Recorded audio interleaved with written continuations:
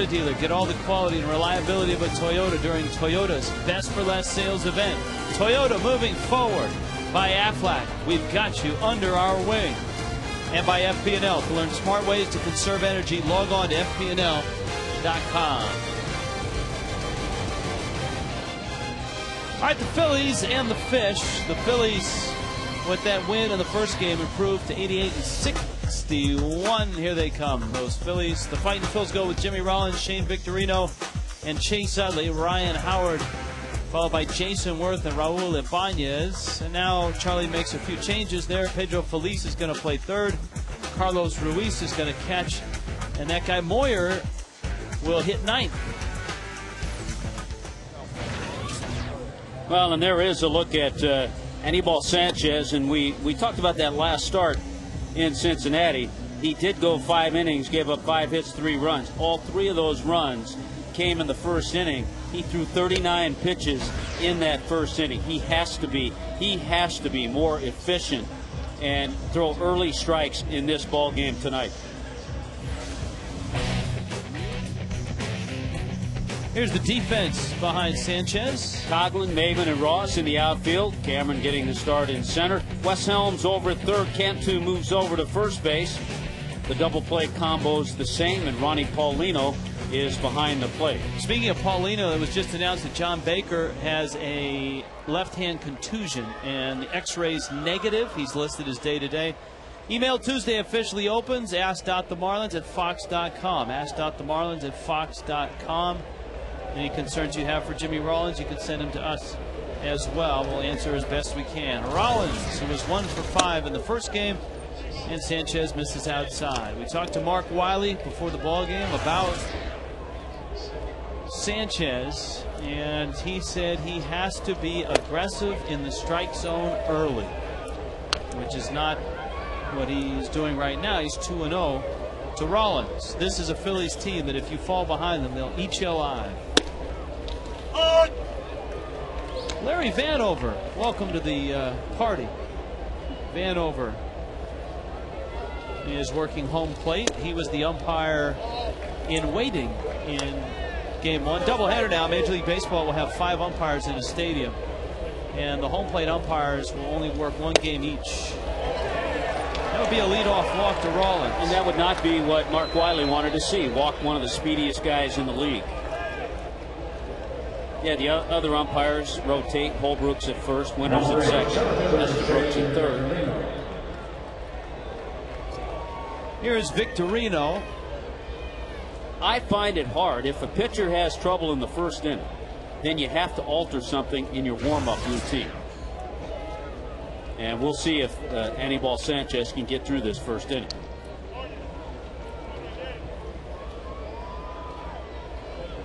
The Marlins used Burke Badenhop, Andrew Miller, and Christian Martinez all in the first game.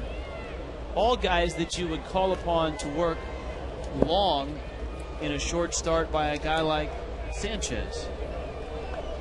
They have a Chris Volstad in reserve. I think the other thing that you can look to, Thursday is an off day. So if you have to piece things together, you got the game tomorrow night, and then Thursday is an off day. Sanchez misses way outside. The rest of our umpires in this one, Sam Holbrook is at first. Mike Winters occupies second. And Mike Estabrook is at third.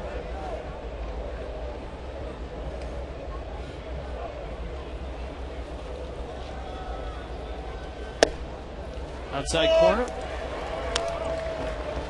It gets to a point that you want to see, and he has gotten ahead to Victorino. Instead of trying to nibble early on, just go right after the hitters. They haven't seen you in a while. They may pop a ball or 2 up. Rollins is leaning.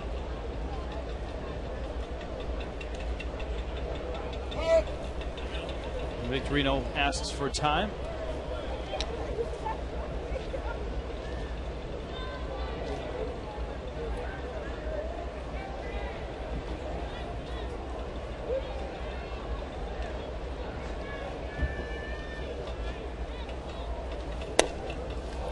This is low, 2-2. Lots of strikeouts, 16 strikeouts by the Marlins staff in the first game. But it didn't help much. They lost 9-3.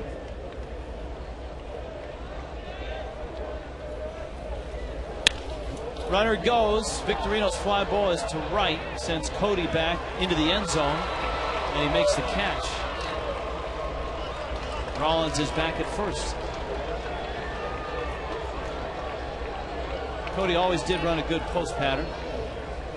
Miccosukee brings you our weather. The Owl normally guarantees a win, but Marlins lost the first game, so the Owl is out of here. Come play our way at 84 degrees. Miccosukee bringing you our weather. We turn quickly. Yeah. Well, it's the time of year, Tommy, where if you have a good luck charm and it doesn't work for a game, gone. You can't wait for that second game. It's gone.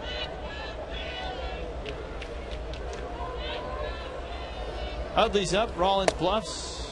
I like Vanover's strike call.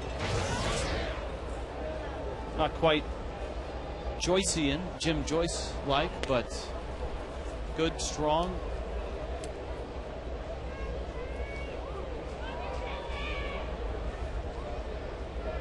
Rollins inches away further at first. Utley got jammed. Good pitch by Sanchi. And the thing about Sanchez this year, that it, I guess, as discouraging as his control problems have been at times, the encouraging part is he's been able to piece together 3-4 innings where he's been outstanding. In his 6 starts, and I think this it makes a little point. In his 6 starts since he's returned, he's gone 1-3, but he has a nice ERA of 3.26. So that tells you when he's in the strike zone, he has good stuff.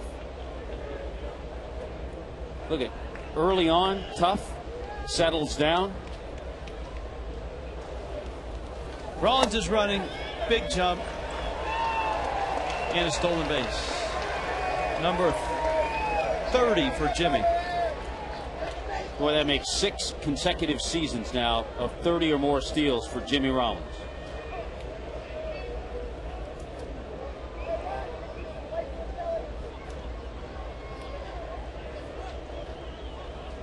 You know, the funny thing is, 20 years ago, late 80s, that would be like big deal. Maybe mid 80s, you know, because back when guys ran a lot, that was wasn't all that uncommon.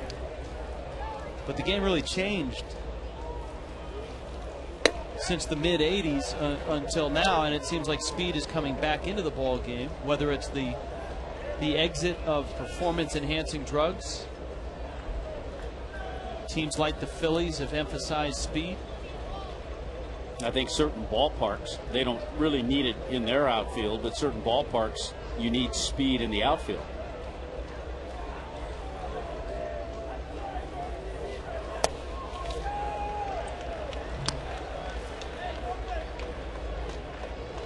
Three and two. At what point do we throw out the first email? Soon. We have plenty of time with the amount of time he's taking.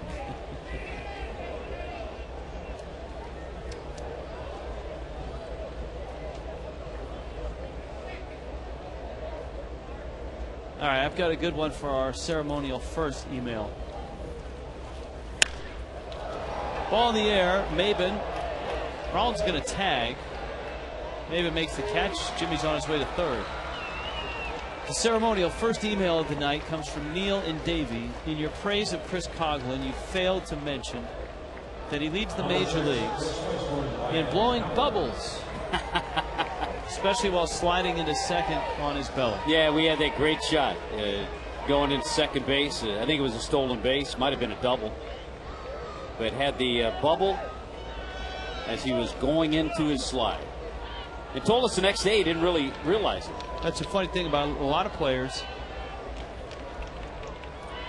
After they hit a home run or during a a play in the field, you'll see them blowing a bubble, and they have no idea that they're doing it. 125 RBIs now for Ryan Howard, and he's in a position to add to that. With Rollins occupying third base. Well, that puts him right behind Prince Fielder and Albert Pujols now in that RBI department. Cracks one, and over for it is Cantu. Nicely done. Good play by Jorge. Steps on the bag, and Sanchez gets through the first.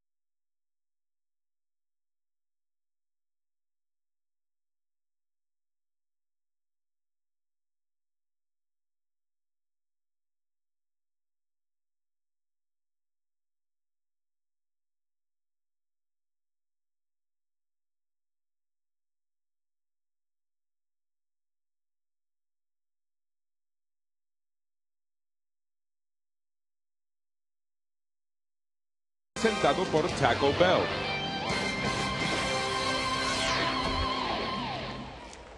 All right, the Marlins go to work against Jamie Moyer with Chris Coghlan, Cameron Maybin, Hanley Ramirez, Jorge Cantu, Wes Helms, Dan Uggla, Ronnie Paulino, Cody Ross, and Anibal Sanchez.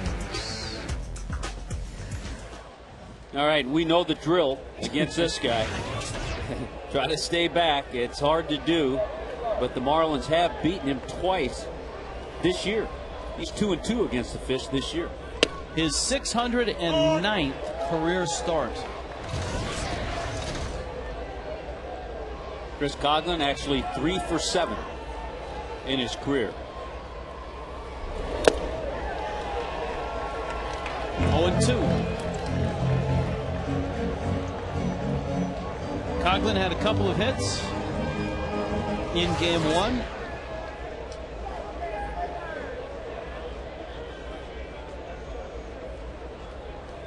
See how far Ruiz sets off the plate. Moyer hits the glove, and it's 1-2. Moyer, of course, an odd season. Taken from the rotation when Pedro Martinez arrived. Martinez has pitched well, but there have been a couple times where Pedro's start interrupted by rain, and Moyer came out and pitched so well that he got the win. Coghlan bangs it up the middle. Another base hit for Chris Coghlan. Boy, oh boy. So a 3-hit night for Coghlan. Yep, there's a mistake by Moyer. He kind of ducks out of the way as he gets a fastball up, and Chris just takes it right back up the middle.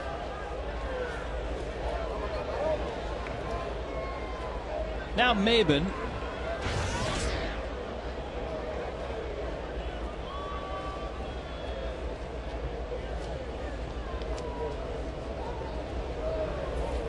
Maybin 0 for 6 with a couple of strikeouts. Coghlan is running and he's picked off. Howard's throw is waiting for him. Moyer's one of the best. He's one of those lefties that will lift his leg, and if you're running, he'll go to first, and if you're not, he'll go to the plate. Pretty good play and a good throw by Howard, because he's known for not making good throws. And he had to reach to his backhand and get off a good throw to get Coughlin, and he did. It goes as a caught stealing. Yeah. 1-3-6.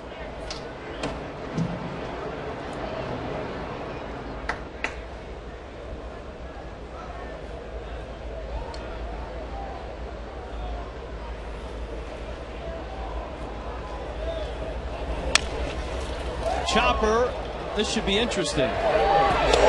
Maven beats it out. Email from an old baseball mom in Fort Lauderdale. When our Marlins were hitting small ball, we had one of the best winning streaks going. Seems to me that the Marlins need to be reminded of basic fundamental baseball, and they would be on track to make a run at this thing. Don't get me wrong, I love the Marlins, but it gets so frustrating to see so much talent wasted because of the lack of concentration on the finesse of the game. That from an old baseball mom in Fort Lauderdale.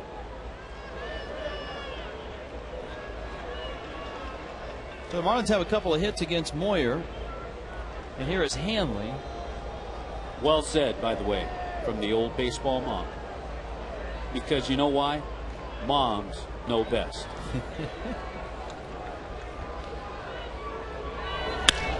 Hanley drives that ball to right field. Hits it pretty well. Worth back against the wall and makes the catch.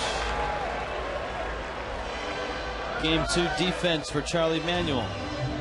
Just a couple of changes, but actually Charlie Manuel has the A-team in there, because Ruiz behind the plate is his #1 catcher. Pedro Feliz at third is his #1 third baseman. The outfield sets up the same, the rest of the infield.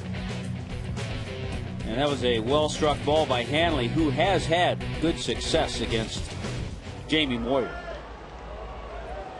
Cantu up.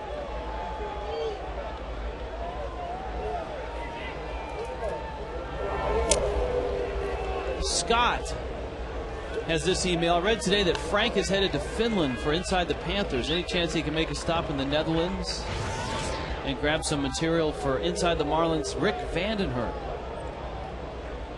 Go to Wim Vandenhurst's Baseball Academy. Stop at the Heineken Brewery in Amsterdam. I think the Haagen-Dazs headquarters located there. I know that when I made that tour through that city twice on NFL Europe, those were the popular spots: the Heineken Brewery and the Haagen-Dazs stop. There were a few other places to go. There's a lot of popular stops over there. Yeah, there were. 2-1. We'll get on that. We'll send Frank a text.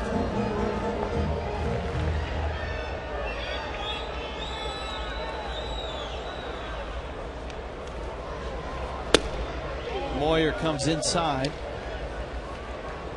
and it's 3-1. Jamie Moyer is signed through next year, so the Phillies have him under contract for next season.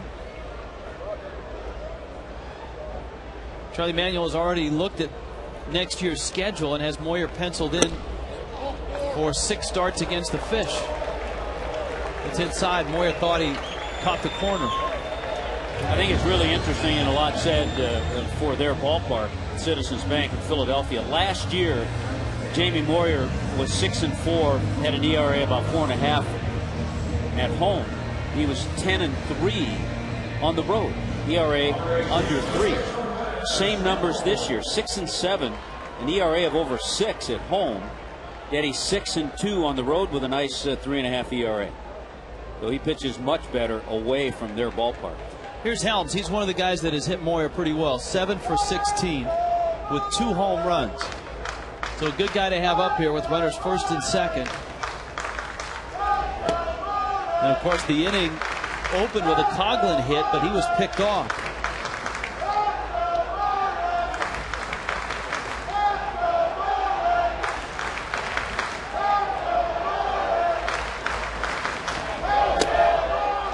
That's inside. Jamie Moyer knows that Wes Helms loves to stay back on him, so he's trying to crowd him with his 82-mile-an-hour fastball.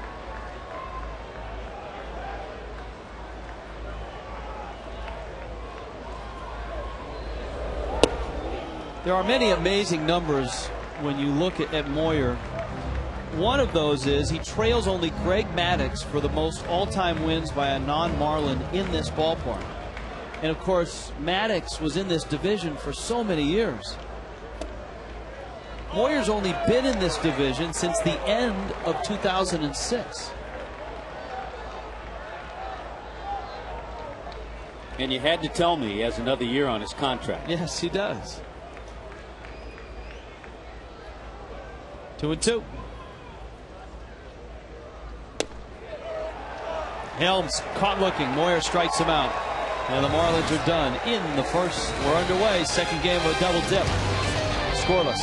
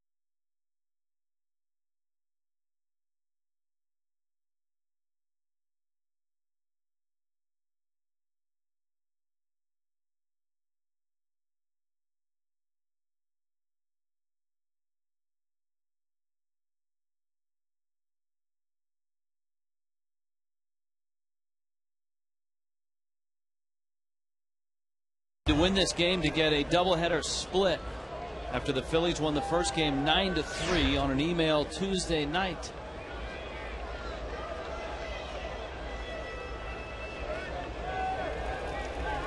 And here is Jason Worth, and here is Sean, a 10-year-old from Coconut Creek, with a doubleheader email question. Say in the first game of a doubleheader, Freddie got tossed. Could he return for the second game? Yes. Now, whole new ball game. There have been managers who get tossed in the first game, and then when they bring the lineup card out for the start of the second game, have been tossed before the start of the second game. Because they're so peeved and they want to get a little more say in. Yes. That's a good question.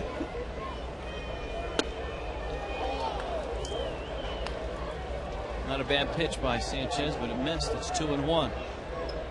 Jason and Davey, what's happened to Alfredo Amezaga? We've had a few Amezaga questions. Amezaga had that surgery, rehabbing the was a microfracture in the knee. In the knee, microfracture. Yeah. There's special surgery for that. It's a painful injury. It's not easy to come back from. Carlos Beltran had something not as severe as Amezaga, but Alfredo's been out for the year. The Marlins expect him at full strength in spring training next year. Now, I don't know the progression, but I would imagine if things go well and if he's ready to play, he may play a little winter ball just to get himself ready for spring training. That's a strike, and that is strike 3. Boy, Jason Worth has a way of leaning. He's taken a couple of strikes on the inner part of the plate that he thinks are balls. But he leans in. He's a big guy, likes to extend. That's a pretty good pitch there. Not high. Belt high on the inside corner. And in his mind, he thinks that's a ball. Well, in my mind, I'm 6'5".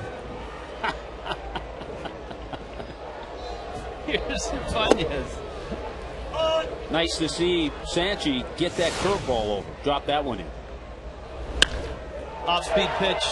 Ibanez dropped the barrel on that one for his 32nd homer of the season. There are good people in the game, and Raul Ibanez is one of them. If you spend a couple of minutes with Raul Ibanez, you'll know that right away. And whoever was his coach in high school, Sunset High School, junior college, his parents here, his family, you did a wonderful job. He is one of the quality folks in the game.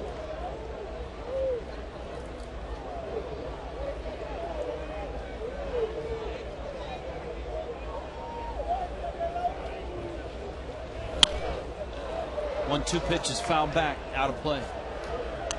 He's one of those guys that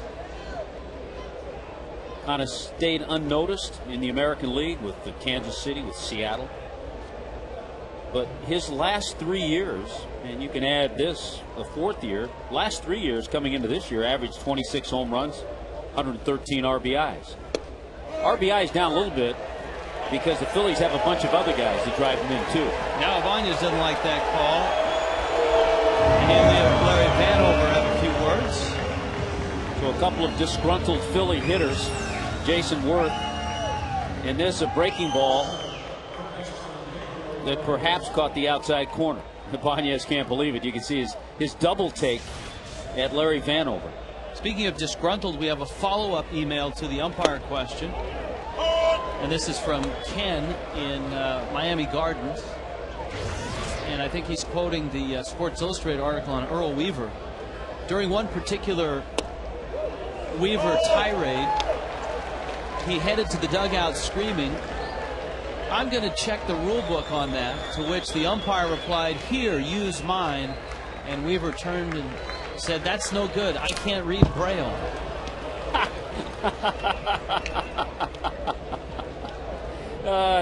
To come up with that line that fast. He is. We've got to get Earl Weaver on one of these nights. He's a South Florida resident. Check swing. Did he go? Yes, he did. You've got 3 disgruntled Phillies now. Sanchez strikes them all out.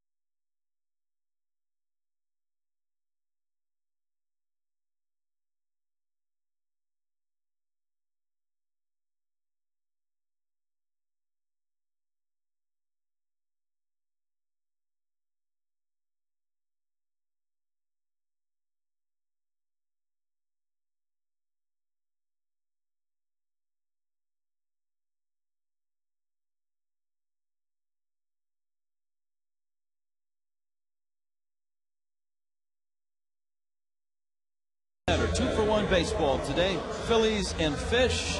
You can let the Marlins pay your mortgage with the Marlins Mortgage Payout. Log on to Marlins.com. Register today for the final Marlins Mortgage Payout. There, right there on the paper. $15,000 towards the remainder of their mortgage or lease. One fan will win. Saturday, the 26th, coming up against the Mets. 1-877 Marlins, the number to call. Dan Uggla, Jamie Moyer. This is always a fascinating matchup to watch. The ultra-aggressive Uggla and a man who preys on aggressive hitters in Moyer. Uggla is 7 for 38. Has not homered against Moyer. But I tell you what, 7 for 38.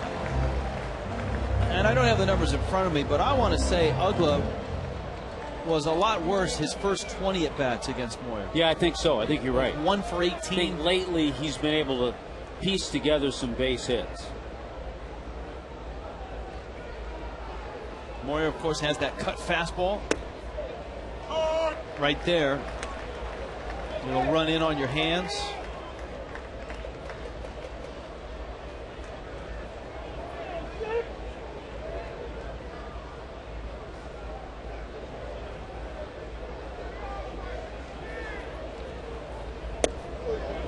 One of the oddest scenes in the whole Moyer out of the rotation was watching the first couple of Phillies games and seeing Moyer sitting down in the bullpen. He was absolutely lost. He had no idea what to do down there. Because most of the time when Moyer's not starting, he is sitting in the dugout and he's surrounded by Hamels and Happ and the other starters, and they talk about the game. They talk about... Yeah, they pick his brain. They do. Uggla rips one to left, and it's deep, and it's gone! He finally did it! Oh, and his name is Dan Uggla. Oh, wow. He talked about it, getting a little bit better, piecing together some hits, and finally a long ball against Jamie Moyer.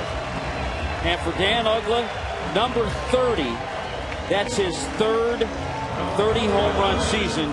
Only Miguel Cabrera as a Marlin, 3 30-homer seasons. And he's the first Marlin ever with 3 consecutive 30 home run seasons. Cabrera did not do it in consecutive years. 39 at-bats against Moyer. The Phillies are going to appeal that Uggla missed first. And maybe they felt Uggla, in a moment of disbelief, missed the bag. It's 1-0 Fish.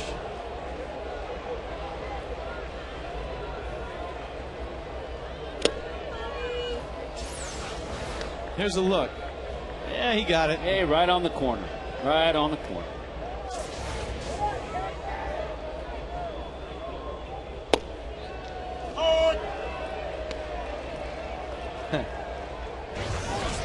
One to Paulino. Now the Marlins catching situation. Paulino cranks one left field. That one's deep. That's off the wall. Ronnie racing to second. Now Ronnie Paulino, on the other hand, is 7 for 16 against Jamie Moyer. That's over 400. So he sees him well, picks him up well,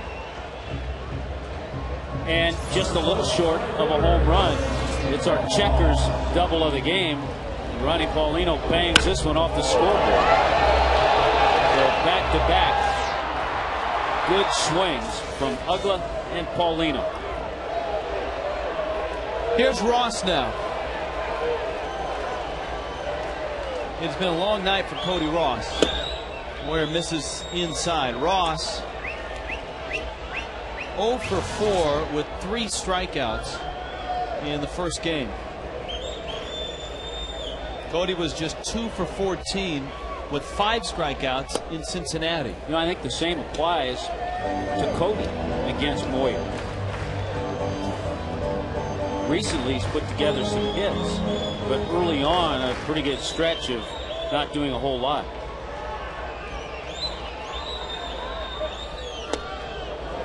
Change up. Ruiz got hit by the backswing from Ross.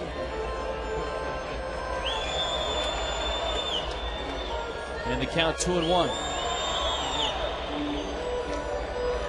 Chooch is the nickname for Carlos Ruiz.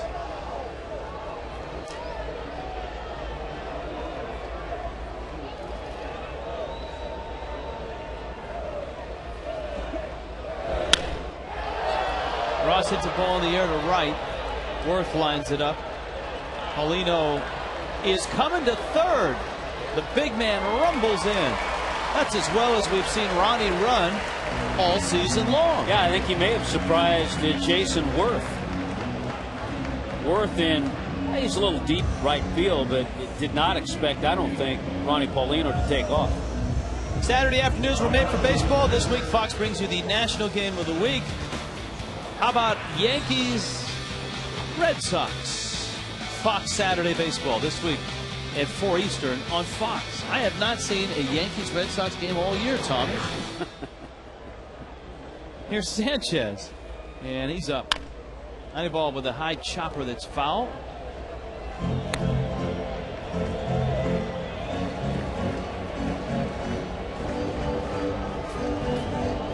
You know, at first glance, you would say, well, it's important that Paulino gets to third for a couple of reasons. One, easier for Sanchez to drive him in, but two, if Moyer were to uncork a wild pitch, Jamie Moyer has not thrown a wild pitch all year long. It's because with his fastball, the catcher has plenty of time to shift over. No kidding. And he's got a really good catcher. He's got a good receiver back there, yeah. Yeah, Ruiz. I think that's why Charlie Manuel set the rotation up this way. He wanted Ruiz to catch Moyer in the second game. Now the Phillies just pitched out thinking squeeze. I don't know that Sanchez is a good enough bunter to squeeze. Do you? No, he has just 4 sacrifice bunts, and no, I don't think so. Ground ball back to Moyer. He goes to first. Plus, you want to make sure Coughlin gets an at-bat with a chance to drive in a run.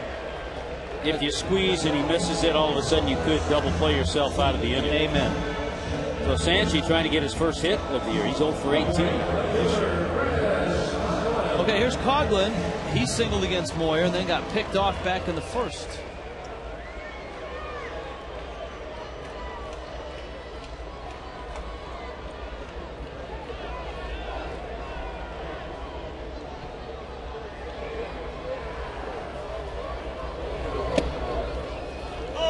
Coughlin takes a strike.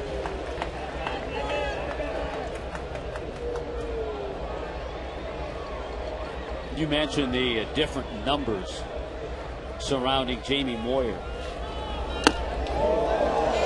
Hit his hands. Moyer says foul tip. There's no swing. If you swing at a ball and it hits your body, it's a strike. If you do not swing and it hits your hand or any part of your body, it's a hit by pitch. And that's Charlie's going to try to argue that right now too. But let's see as he checks his swing. No, he doesn't swing.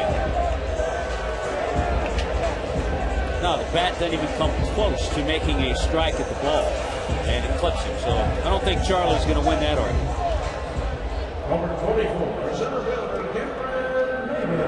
But the number that impresses me about Jamie Moyer, since he turned 40, he's won 94 games. He's won the bulk of his games in the big leagues since he turned 30. So you have young pitchers now that are good pitchers that in their careers probably won't win 94 games. And Jamie Moyer's won 94 since he turned 40.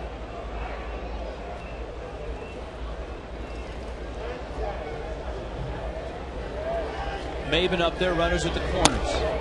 And Moyer misses up and in. Marlon's a little patient, and you can see he's not quite pinpoint with his control that we've seen him in the past. I think for Moyer, one of the issues that he's been wrestling with is the disruption of his routine. A guy like him has to have that routine and be out there every 5 days. Absolutely. To turn him into a emergency long man / starter suddenly disrupts what he's been doing for the last 20 years. There's Paulino and there's Coughlin.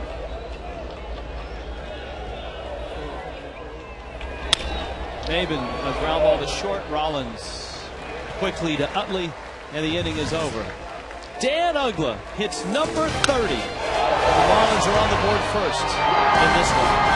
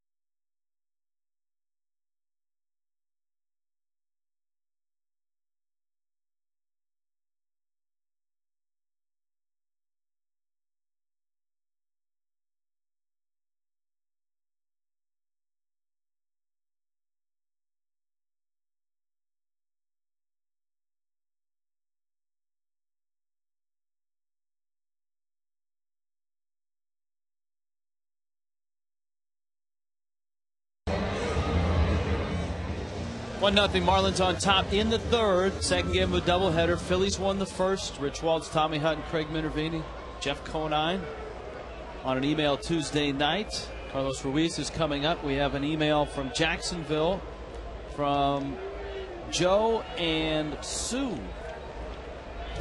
Actually, Fleming Island, Florida. Breaking ball is high. What are the chances now that the awesome Jacksonville Suns, who have won the Southern League Championship, might have a few players called up in this last week and a half? A Logan Morrison or a Mike Stanton. We are loyal Sun fans and Marlin fans. It has been truly exciting to have the AA club in Jacksonville this season. Will they return next year? We'll answer that question in a moment. First, we check in with Craig. Craig? We're going to throw a question out to our Sun Sports and Fox Sports Florida Facebook giveaway. And here's the question tonight on opening day. Emilio Bonifacio hit an inside the park homer for his first career home run. Can you name the base runner that Emilio drove in with the hit? Remember the inside the parker opening day. Who was the base runner that scored in front of Bonifacio?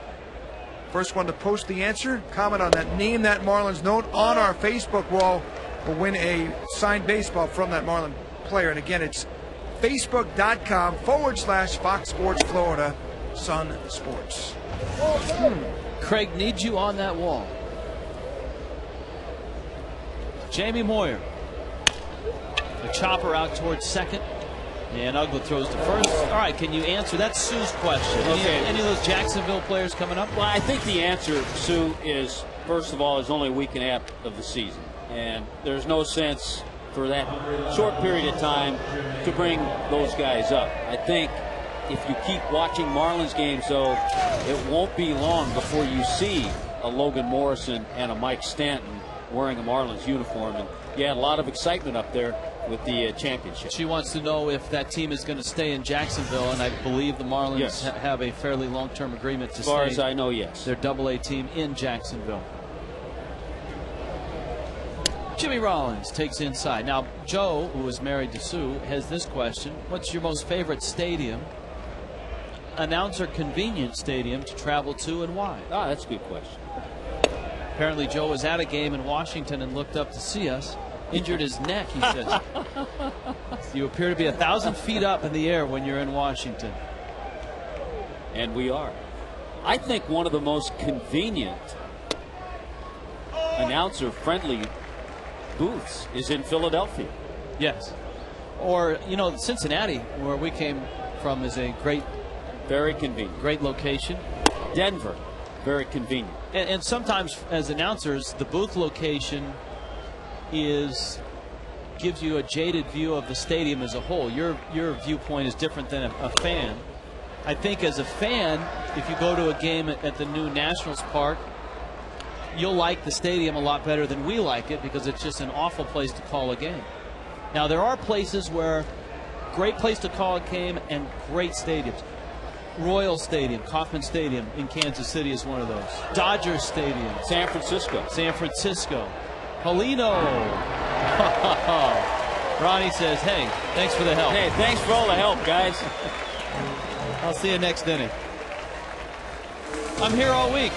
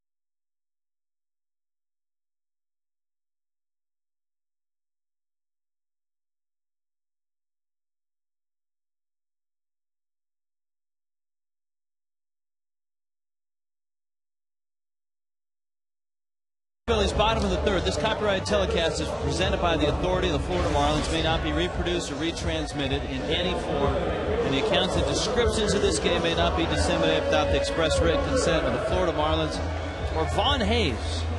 On email Tuesday night. Oh, I could throw a couple of them at you. I know you can. Jim Essien. Oh, that's a very good one. Jim Essien. He played for Oakland, too. Yes, he did. He was a backup for the A's. Here's Hanley.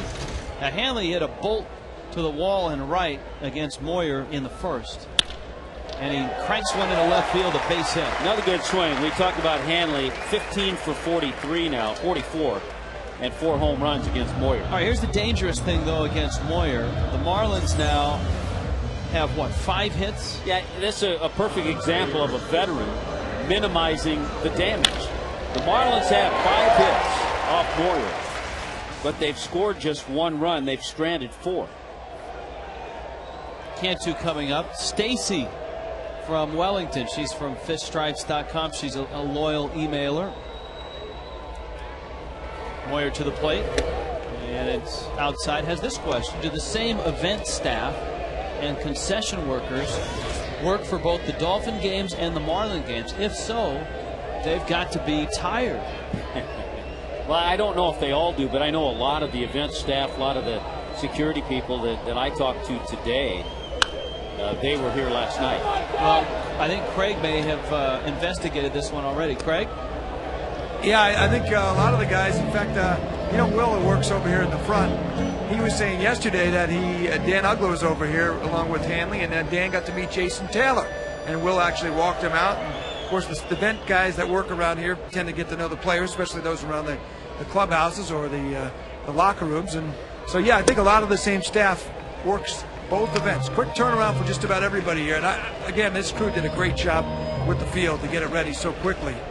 We mentioned the first game, 75 gallons of green paint going down on the lines to make it look a little more baseball friendly. 2,000 square feet of sod out in the outfield between left, the pole, and center field. Cantu pulls that one into the Phillies bullpen. With the expanded rosters, there aren't many seats in the pen. And the grounds crew marshaling for their appointed arrival after 3 innings. They'll come out and rake the infield. Better to see them there than poised at the tarp. See, we've got to, some of our emailers that are part of our baseball community, we've got to implement some sort of a program where they can come in and be like the email wrangler for a night. Cantu swings and misses. I mean, don't you think? I don't think this is our last home email Tuesday. But next year, like Boone in Carabel Island, who was with us, Stacy sends us emails a lot. Festa, guys and gals that send I'm sure emails. they'd be happy to do that. I'm sure they'd be happy to do that. I know. I think we should do that. So what you're saying, we really only have one more email Tuesday, next Tuesday in Atlanta. Yeah, it's a sad thought, but it's true. Helms is up. Our email wrangler tonight is Brittany. But like Gary in Boynton Beach, Gary usually comes through every week with a question.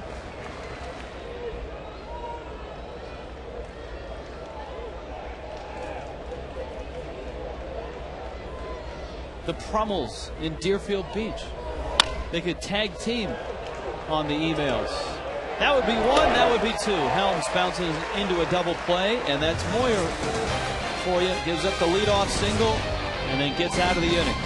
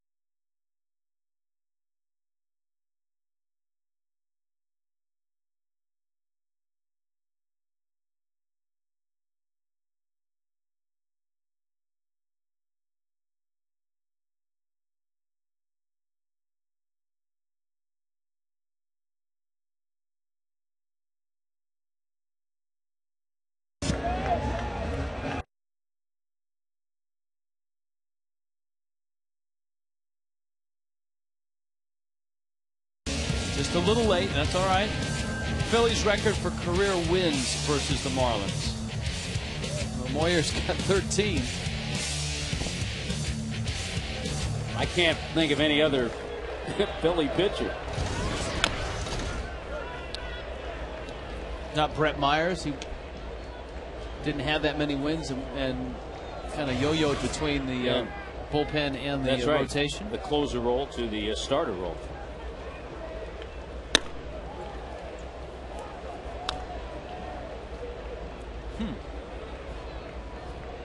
Victorino, Utley, and Howard. Liner to center. Maben is there. And Cameron makes the catch. Anibal Sanchez, who walked the leadoff man, Jimmy Rollins, since then. He's retired everybody he's faced. I think one thing he's used really nice tonight is that curveball. A slow curveball. He's been able to throw it for strikes.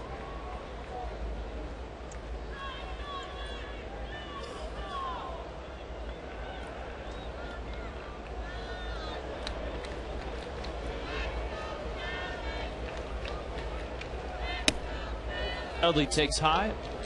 I think hitters would probably tell you, facing Sanchez, his ball is sneaky.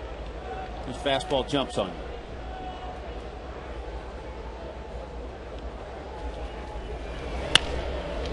That one pulled foul. We have a batting order question from Ron and Marie. With Johnson nursing a hamstring injury, wouldn't it be a good idea to have him bat behind Hanley and put someone else, Baker, Cantu, or Ross, in the second spot with some speed so that they could score if Hanley could drive him in? No offense against Nick Johnson. He's been great. Also, if the batting order isn't bringing in runs, why doesn't it get changed even a little? Well, Marlins in this game have tweaked it a bit with Maben in the 2 spot. Biggest reason for that isn't Nick's speed or lack of. It's his lack of success against Moyer. It's one of the oddities of this matchup is you would expect of all the Marlins, if you thought about who's the most patient guys that might hit Moyer, you would think the fact that some lefties hit Moyer better than righties. You would think Nick Johnson would be the guy, but Nick Johnson is 1 for 18 in his career against Moyer. That's really incredible. So that's something the Marlins they could look into in the offseason. Is look at all the matchups and try to acquire a couple of guys who have good numbers against Moyer. Or they could just trade for Moyer. He pitches well in this ballpark. In this ballpark. Absolutely.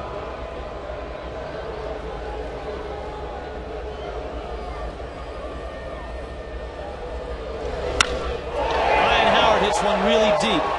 Maben has got room. Comes in, makes the catch. And Utley scampers back to first. You know, I think getting back to that batting order, I think, yes, there are times where making a couple of changes, but if you have 3 or 4 guys who just aren't swinging well, it doesn't matter where you put them. Right. And I think the reason Nick Johnson fits so well in front of Hanley is that he gets on base. If you were to put a Cody Ross in front of Hanley, not as patient a hitter. Baker is a guy that can hit second. And he's probably a little faster than Nick is right now. I think down the road, you could see Chris Coghlan hitting second. I agree with you.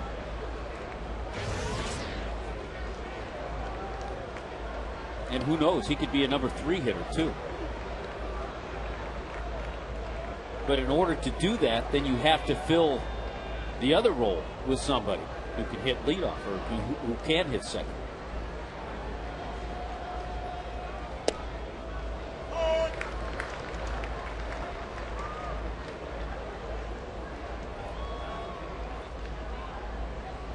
We have our first email from Lancashire. Where's that, UK? UK. That's where Spinal Tap was from. Swinging a foul tip. You must be the USA. All right, and it's from Kerry. Will there ever be a time where a woman is allowed to play in the major leagues?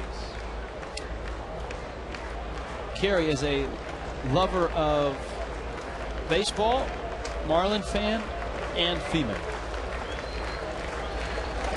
Swing and a miss. Down goes Rourke. You know what? We'll ponder that question.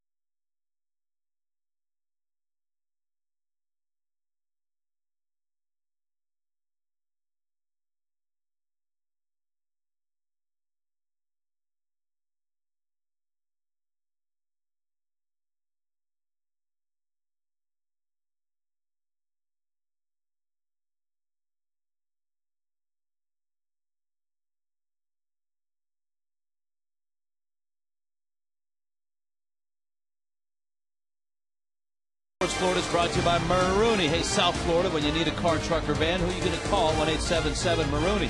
By Checkers, Little Place, Big Taste. By Corona, official sponsor of the Timeout, and by Honda South Florida. Visit your South Florida Honda dealers online at sfhondadealers.com. Email Tuesday, Dan Uggla, Jamie Moyer. They met in the second, and Uggla hit home run number 30. And Moyer throws a 74-mile-an-hour changeup that misses inside.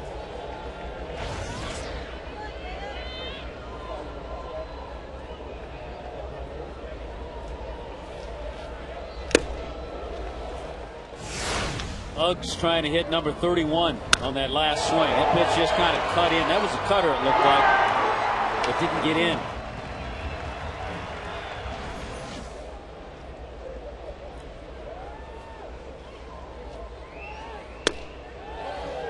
Check swing. Did he go? Yes.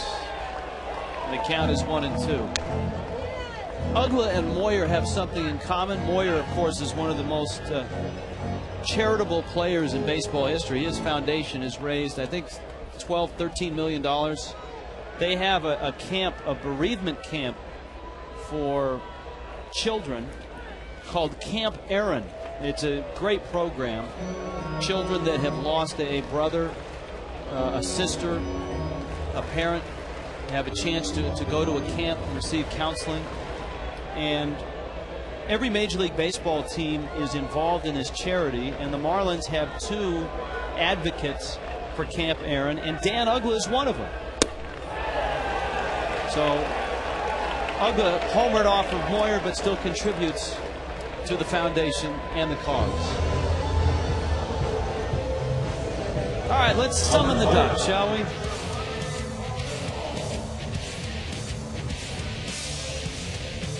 Well, the duck is really late. What's up with the duck? That off day killed him.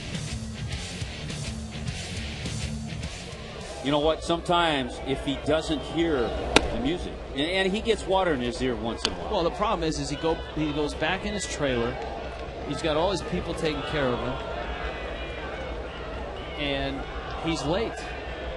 Let's call a spade a spade. Let's call a late duck a late duck. Yeah, our crack staff, we give them credit because doubleheader, they work twice as hard. They've come up with a short list. It's some great hitters, too, of guys who own Jamie Moyer. I'll tell you, one of them is Carlos Delgado. Is he on that list? He's not on that list, but he probably does. Well, get me Delgado's numbers against How Moyer. about Manny Ramirez with a .340 average and 10 career home runs against Jamie Moyer? I think Delgado's better. Garrett Anderson, 34 hits. Wow. And a 312 average. A-Rod, 389 against Moyer.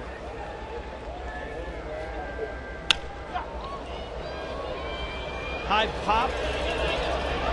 And Worth is there, and he makes the catch. All right, let's see if the Duck is back. Here he is, who holds the Phillies record for career wins against the Marlins.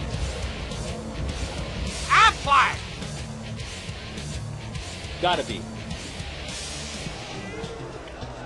Jamie Moyer with 13. All right, Delgado, 390, 8 homers. So he's 2 shy of Manning, but he's hit 390 off.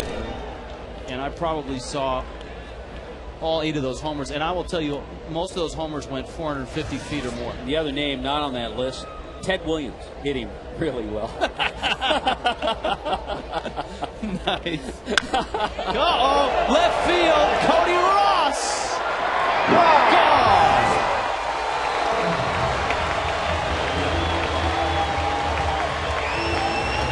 His second career homer against Moyer. Well, a little ball hasn't worked, but a couple of long balls tonight have put the Marlins up by 2. So for Cody, number 23, and he's closing in on 90 RBIs. 88 RBIs now for Cody Ross. Cody had been stuck on 22 home runs. That's how many he hit last year. So the 23rd, a career high. You know who the Marlins have 2 players that are participating in that charity? You know who the other guy is? Cody Ross. Ross and Ugla are both participating and contributing to Camp Aaron. And they have contributed with 2 homers. There's a roller to Howard, and he'll take it. And Sanchez is out. Inning over, but the Marlins use the long ball, 2 solo homers to count for a 2-0 lead.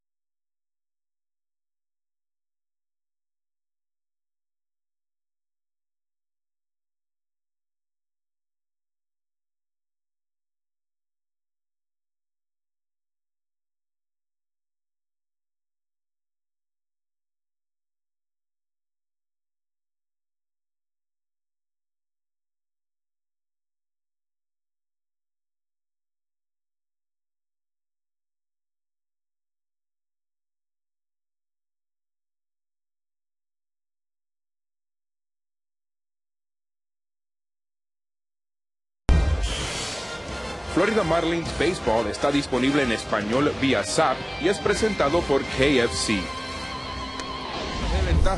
A Philly fan watching. Rich Waltz, Tommy Hunt, now joining us now, our Spanish broadcasters. Hey, Rich, Tommy, what's up? Tommy, how are you? All right. Now, Cookie, that Philly fan down there, even with an 8.5 game lead in the East, is looking out saying, until the magic number is up, I'm not going to believe it. And that goes back to the year you were with the Phillies, and you had some great years in Philadelphia. Was it 1964? That is correct, 1964. What the heck happened? Well, it was very easy. You know, we had a 6.5 game lead with 12 games to go. and you didn't have to go to a playoff. You go directly to the World Series, and we lost 10 games in a row. At the same time, Cincinnati won 10 in a row, and the Cardinals won 10 in a row, who finally ended up winning the World Series. So that's painful. It sure is. You never know what's going to happen in this game, and until mathematically you're out of it, anything can happen. And this team has been very good throughout the whole year. They never give up. They lose a couple of games, and then they come back and win 3 or 4 in a row. So we'll see what happens. Roller to first. Y por la línea es foul. Cantu can't get there before it's fair. All right, guys, have a good show. Thank you, guys. You too. Tommy. All right, let's dive back into our emails. Oh, wait a minute. Let's dive back into some Sanchez. Well, we're going to show you what he's been doing tonight. Good fastballs. He's spotted it inside, outside. He's had a nice breaking ball. He's gotten some strikeouts with his curveball and his slider. Good slider there to get Jason work. So he's got it going. He's got a little rhythm going out there, and he's made some quality pitches.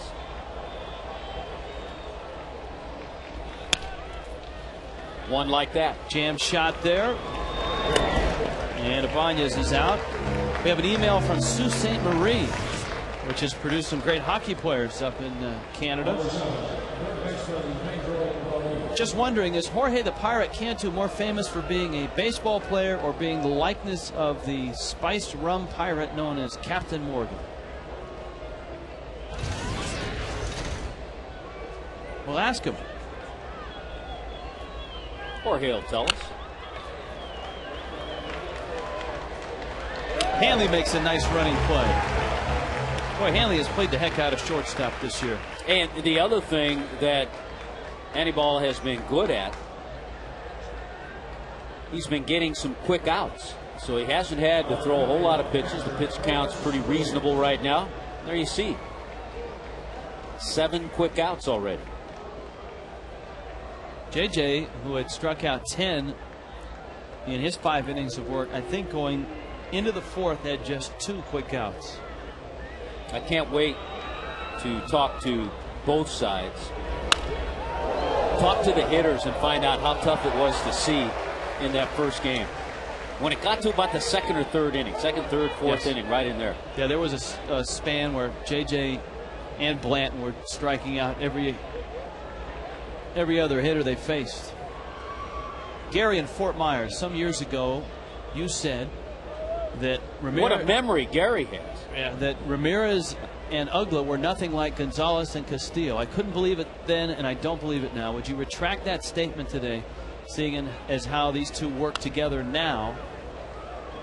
P.S. Tuesday nights are when my dad and I get to have dinner together and watch the Marlins play. I'm a lifelong Marlins fan. My dad, a Yankee fan. Well, nothing better than watching Marlins games with your dad. Defensively, no. They are not Alex Gonzalez and Luis Castillo. But the complete package, and with Hanley's much improved defense this year, I think I would take these two guys. If I had a choice, I would take Ugla and Ramirez. But if you're just talking defense, it's Alex Gonzalez and Luis Castillo. Sanchez thought he had a strike and was walking towards the dugout. I'm not sure where it missed. Let's take a look at it. See where Paulino sets up? It might be out. Might have been off the plate. That's one of those he hit the target, but Paulino's target was off the plate. So, Gary, if either Tommy or I said that, it was probably back, what, 2006 when they arrived? Even if it was 7, I can understand it. But, yeah, if you look at it for the whole package, if somebody said in their primes you could have these two guys, I would take Hanley and Ugla. Little spin move. Nice play. Hanley looks smooth out there. So does Sanchi. And Sanchi actually has a little apology for the umpire. That's a nice touch.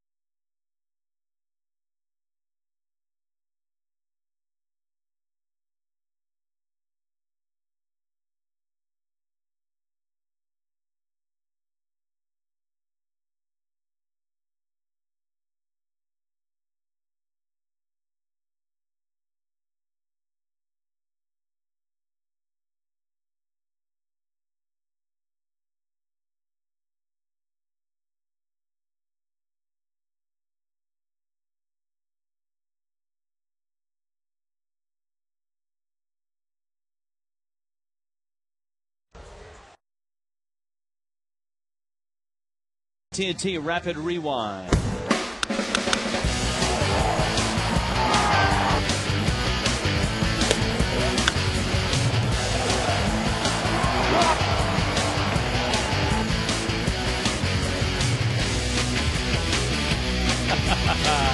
The nation's fastest 3G network, AT&T, your world, delivered. Well, Jamie Moyer's been knocked around, it seems, but it's only 2-0. Marlins on top, bottom of the 5th. Moyer, this could be his last inning. He's due up first. He gets Coghlan, Maben, and Hanley in the 5th. Coghlan takes outside. Coghlan hit by a pitch in the 2nd, singled in the 1st. Coghlan's average is up to 312 as he tries to do, well, a lot of things here in the last 2 weeks of the season. Tries to become the first Marlin rookie to hit 300 or better. Tries to stay in the National League top 10. Tries to lead all rookies in hits. He's doing that quite comfortably right now. And he's got another one. Spanks it into right field. Coghlan, 2 hits in the first game, 2 hits in this game.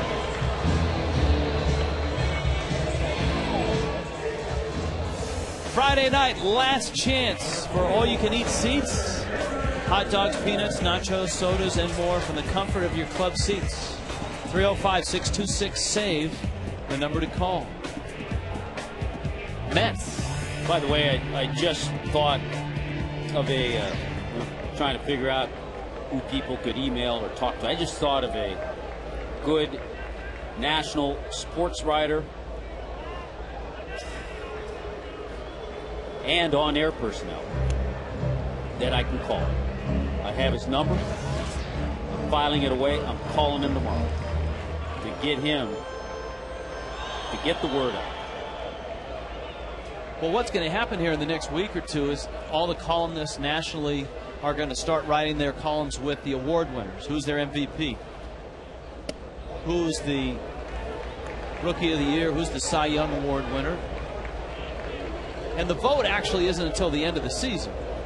So if Coghlan's name pops up in a lot of those columns, I think people around the country, some people are going to say, oh yeah, he has had a nice year. Some of those maybe out in the West Coast or that haven't seen much of it. Maben rolls over on it to short, out there, and that's it. Cameron bounces into a fielder's choice. Cameron Maben, a young hitter, just hasn't been able to make himself be patient enough against Moyer.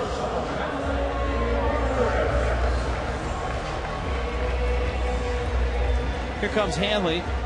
Brent in Port St. Lucie has this email. I want to know if there's a rule prohibiting the hitter in the batter's box from looking back at the catcher to see where he is setting up with the pitch. I don't think there's a rule, but you'll get one in your ear if you do. There are some hitters that can sense, and pitchers oftentimes will tell their catcher, don't move early. You'll see a catcher decoy every once in a while. He'll move in, and then just before the pitch is made, he'll go away. But if a hitter is caught peeking at the signs or location, that's like an unwritten rule in baseball. Generally, he gets hit.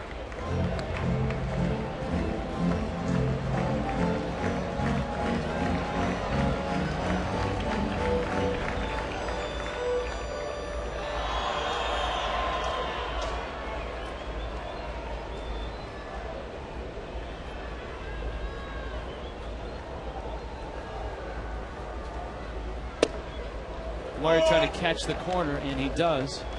And it's 1-1. Our Toyota trend. Hanley Ramirez has been trending upward all season long. Since June 1st, the Marlins' 280 average leads the National League. And of course, Hanley is on his way to win the first batting title in Marlins history.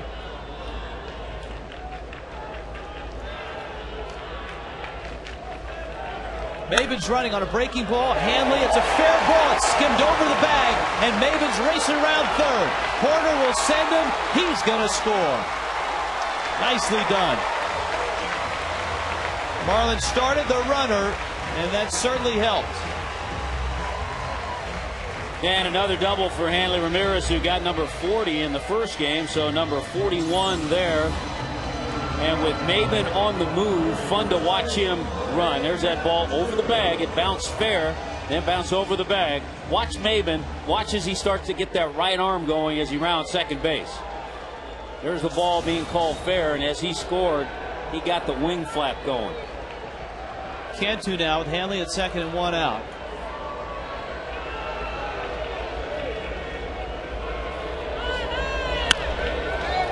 Marlins have hit Moyer, but they've been unable to really land the knockout blow. And Victorino comes in and makes that catch. Up comes Helms with 2 outs. And Hanley at second. Well, we told you at the beginning of the game, in this ballpark, Jamie Moyer against the Marlins 8-0 and a 1.37 ERA.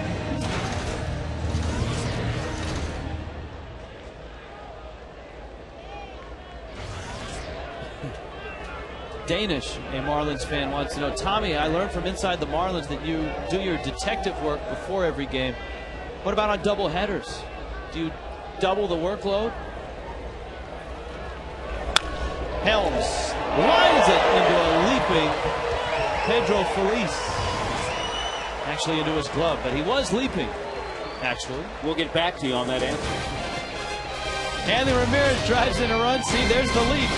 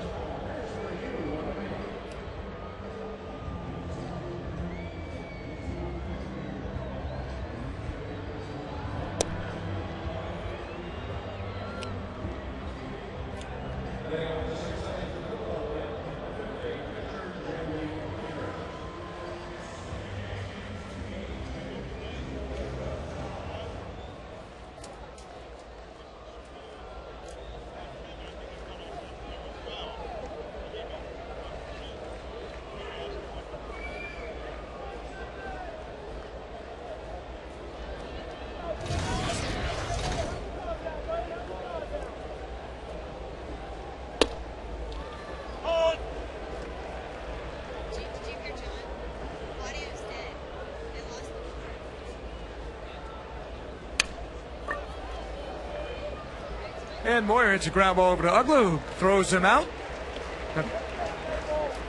Hey, Cody Ross and the Marlins here. Well, here last night at the Dolphin game, I understand we have a technical issue. And everyone's mic, and I had nothing to do with this, dead except my mic. So I'll fill you in here as we move along. Oh, yeah, I just heard Tommy, somebody. let's go home, baby. Hey, we're out of here. See ya. I thought I was doing my Cody Ross here. I'm like, no, everybody's mic is dead. All right, guys, good seeing you, Rich. We'll see you guys. Enjoy your ride home. All right. Here's the pitch. Hey, nice job, Craig. Yes. Way to go.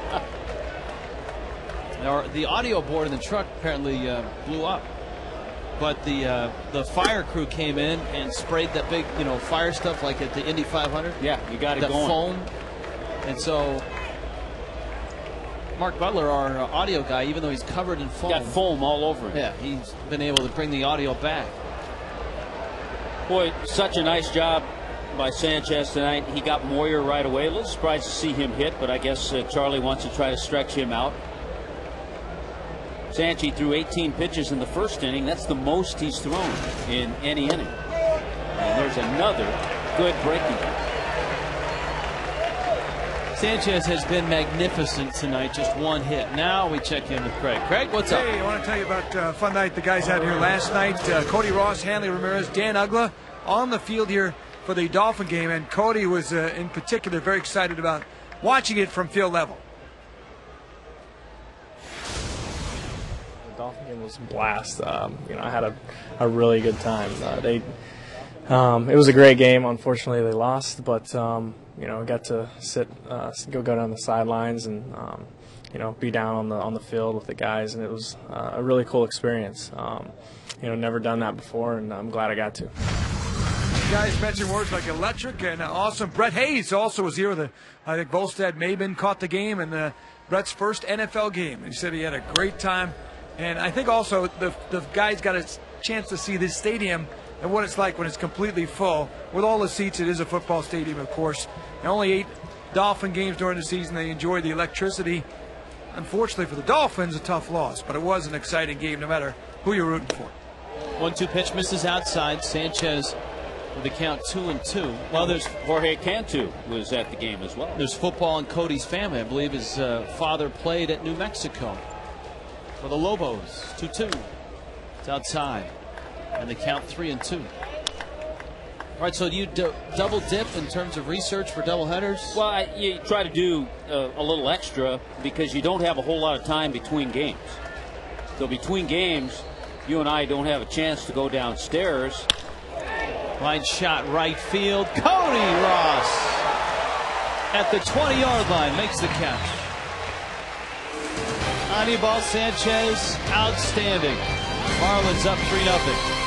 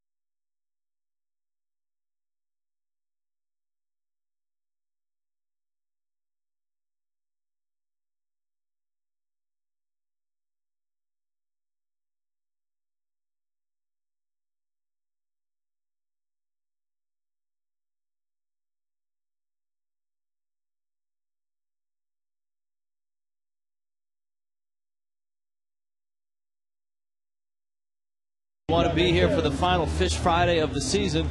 It's the 25th. Cotton candy will be enjoyed by all. The Marlins and the Mets at 7:10. Fans can play Billy Bingo for a chance to win authentic Marlins jersey autographed by Cameron Maben, 1-877-MARLINS, or visit marlins.com.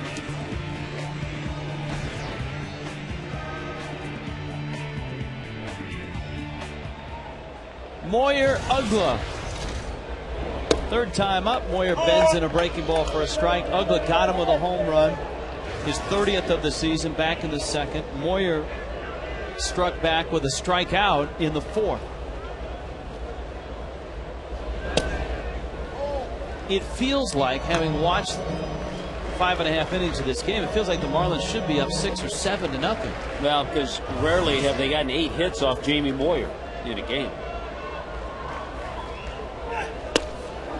Douglas swings to the changeup. We have an email from John. He's our resident Sabre member.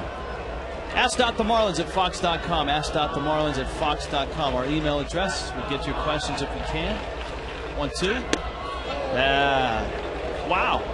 I thought that was strike 3. Look at Moyer. Wants to know if it's up. I think Uggla was waiting to hear that call and just kind of, was half headed back to the dugout. 2-2 coming.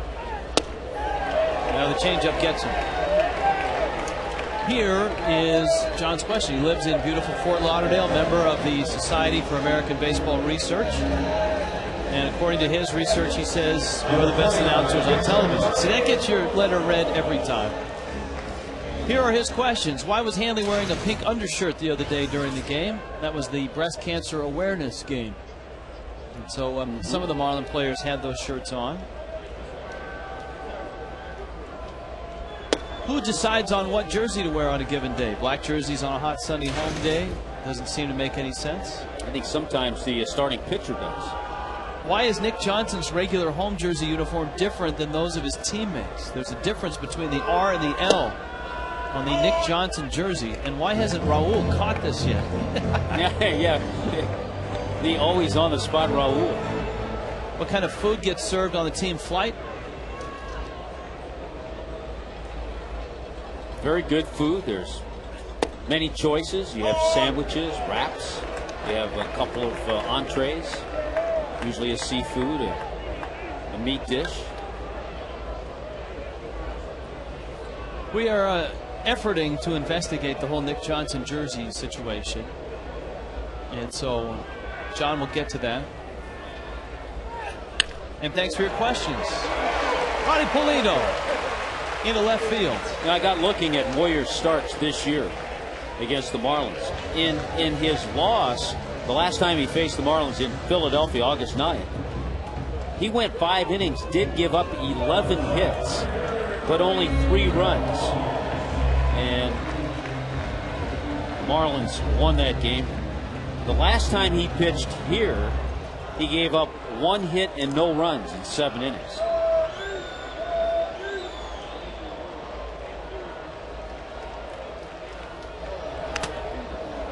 That one is fouled at the plate. Eric in Virginia. As we've all witnessed, and as we've heard you say many times this year, Hanley's defense has improved dramatically over the past seasons. We all know it's not always the player with the best defensive percentage that wins a Gold Glove. Do you guys ever see Hanley getting good enough at short to get a Gold Glove? Well, right now, I think the favorite to get the Gold Glove in the National League is out at short right now, and that's Jimmy Rollins. Boy, just 6 errors for Jimmy Rollins. And Rollins, and to the point that Eric has, it's not just fielding percentage. Rollins does have the best fielding percentage by a narrow margin over Troy Tulowitzki. But he also has good range. Yeah, he grades out a little higher in the range factor. J.J. Hardy probably better in the zone rating as well than Tulowitzki. You know, the guy, I was looking through that the other day, the guy that has the best range factor in terms of shortstops has too many errors, I think, to make or to win the Gold Glove. Rafael Furcal. And also has a strong arm. Yes. Ross is up. He homered his last time up. But the Gold Glove again is given or voted on by coaches and managers. And I think they'll take those things into consideration, as well as fielding percentage. Does a player make the big play when he needs it?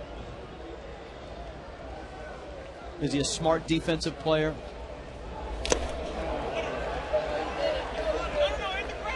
Ball hit the ground. Cody Ross is asking if the ball hit the ground, and the umpires are backing him up. Well, that's good. First base umpire Sam Holbrook, who has the best view. And there it is. See dirt coming up. Cody could hear it. And that was good. First base umpire took charge and said, yeah, it did. And since it hit the ground, Ross says, well, then let's throw a new baseball out there. Moyer threw it in. It was inspected and tossed back to Moyer because Larry Vanover felt it didn't have too big of a divot in it. I would hope, Rich, that word has gotten out that other managers and coaches have seen the improved defense of Hanley. It has. I've read it in different columns. That one kicks by, and Jamie Moyer's thrown his first wild pitch of the season. Yeah, you mentioned earlier he had yet to throw one, and there it is.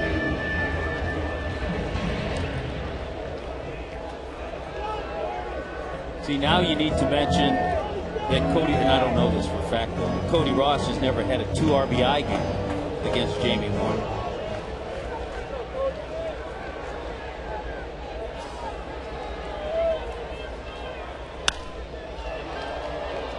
That one is fouled off. We haven't had any vernal equinox emails yet. When is that supposed to happen? At 9:18, the vernal equinox in 8 seconds. And what does that mean, my esteemed producer? Something about perpendicular.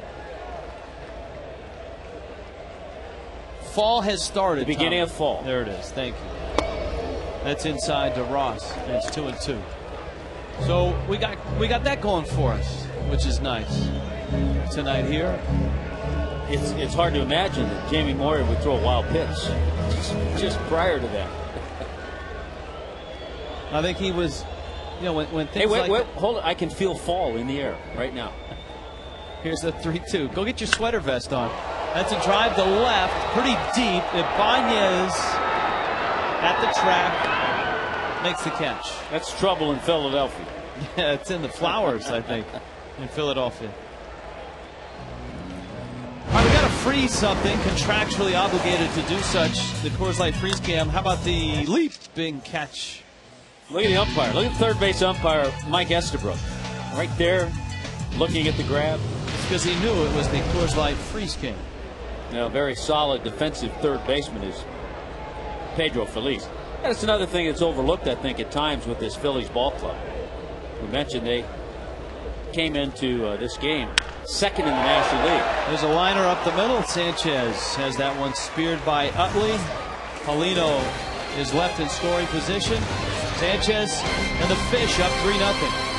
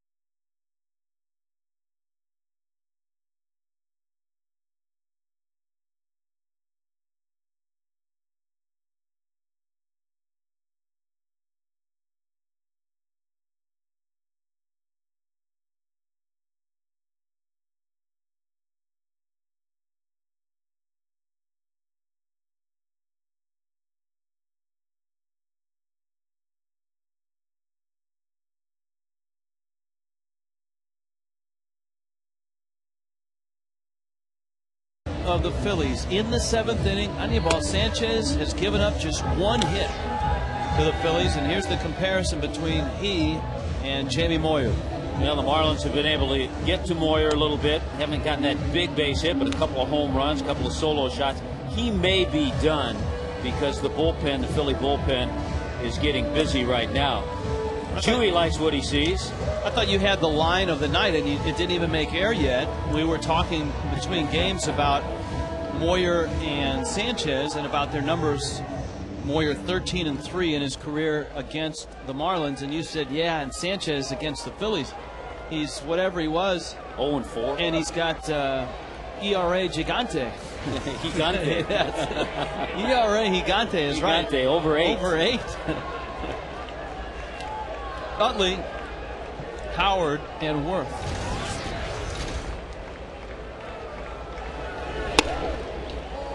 This would be Martes Gigante. A doubleheader on an email Tuesday night. Chad Durbin. That would be Chad Durbin.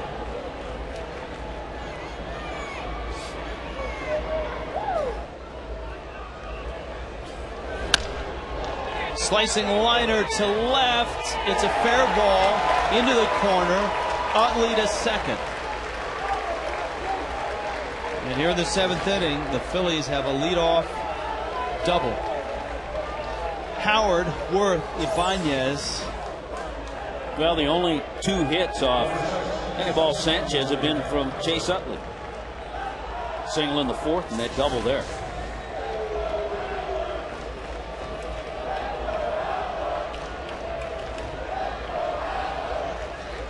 Freddie and Mark Wiley talking it over. Howard against Sanchez. Who do you get up? Who do you get ready? And that's what they're talking about. Howard takes a strike. Here's a bullpen question. It's from Douglas. These questions and comments are probably going to get Tommy's undies in a bunch. But here goes anyway. Why, may I ask, is the reasoning of always using Pinto and Miller time and time again? Now, Miller hasn't been used time and time again. Pinto good before the All-Star break, but not so good after the All-Star break. So my question, in short, is why they keep going back to those two in key situations. A lot of times our response to that is to, who would you go to? There's a roller, it might go foul, and it does. You know, it's very easy when a guy comes in, gives up a couple of hits and a run. But if you tell me before that, who would you go to? Especially if you have lefties coming up. Dan Myers had his struggles. And so it's going to be Pinto or Meyer if it's the left-handers coming up. There's Meyer and Kiko Calero. And if you've got the answer and it's Kiko Calero, okay. But it can't be Kiko Calero every night. That's the other part of that question is, if you've got relief pitchers on your roster, you have to use them. You can't just say, you know what, I'm not going to use that guy anymore. There's a strike 3 call. Howard's not happy. Vanover barks back at him. And Ryan Howard goes down. A pinpoint fastball by Anibal Sanchez. Boy, this is the Sanchez. We talked about his ability to string 3-4 innings together like this. He's been able to do it all night. Beautiful pitch. You know what? Borderline, questionable, but he's gotten that pitch tonight because he's been around the plate.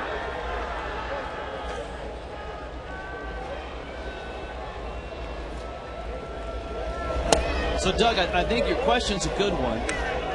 And Doug also makes the point that it seems that the Marlins are not sure what to do with Miller in terms of starting, relieving, minors at the big leagues. And that's a situation that a lot of teams find themselves in when they have a young prospect. And I think Miller, to an extent, is still labeled a prospect because he hasn't proven himself at the big league level. No, and I think that's what he needs to do, prove himself at the minor league level. Go down, win some games, show that he can throw strikes, be consistent, then come back up here and pitch.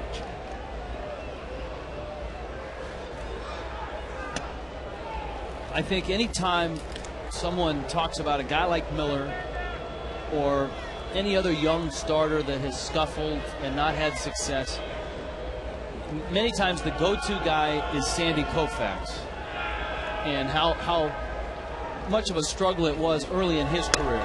Well, he didn't put it together till his late 20s. And believe me, I'm not saying that Miller is Sandy Koufax. Yeah, no, I know what you're saying. Or any other young struggling starter, Ian Snell, throw, whoever you want in there is going to be Sandy Koufax. I'm just saying that, sometimes there are guys that can't put it together for 3-4 years at the start of their career, and suddenly something clicks and suddenly away they go. Jamie Moyer is a great example of that. A sub-500 pitcher, a guy that went back down to the minor leagues, was actually asked to quit the game and become a coach. From 1986 through 1995, Jamie Moyer was 59 and 76. And for some reason, don't ask me why, this is kind of a rule of baseball, left-handed pitchers seem to mature at a little later age than righties. 3-2 coming. Breaking ball. Worth fights it off. Boy, Jason Worth had one of the bigger at-bats. There's a look at Moyer back in the first game when he hit that Josh Johnson slider that seemed to be 6 inches outside. Ankle high. It was about ankle high. Lined it into center for a 2-run single, and that really got the Phillies rolling. So it's a tough at bat here with 1 out. Sanchez the 3-2. Oh, he struck him out. Anibal Sanchez punches out Howard, punches out Worth, and up comes Ibanez. Looked like he got him with kind of a hanging backup type slider. It stayed up in the zone, but certainly had some effect. Worth looks totally surprised that he missed that ball.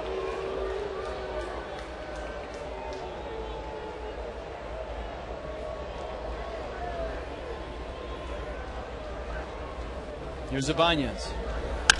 Breaking ball, fly ball, left field. Coughlin going back. Shy of the track. Eyes it and makes the catch.